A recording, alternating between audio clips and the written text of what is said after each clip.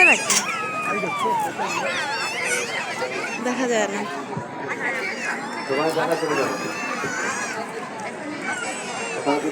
এখন শ্বেত পায়রার অবমুক্তি ও বেলুন উড়ানো শেষ হলো।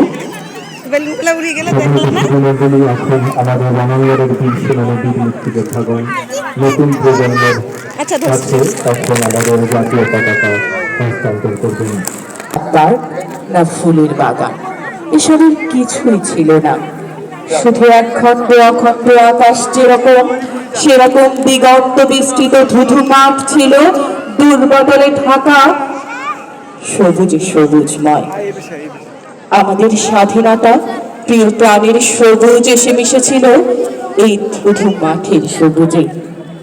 কপালে কবজিতে লাল শালু বেঁধে এই মাঠে ছুটে এসেছিল কারখানা থেকে লোহার স্টোভে লাবরের মতো শিশু পাতা কুড়ানিরা দল বেঁধে।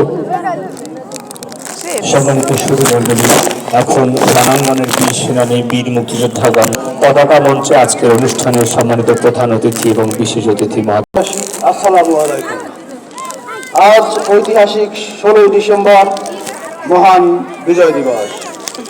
ঐতিহাসিক এই বীর শহীদদের, যাদের সর্বোচ্চ ত্যাগের বিনিময়ে আমরা পেয়েছি আমাদের মহান স্বাধীনতা।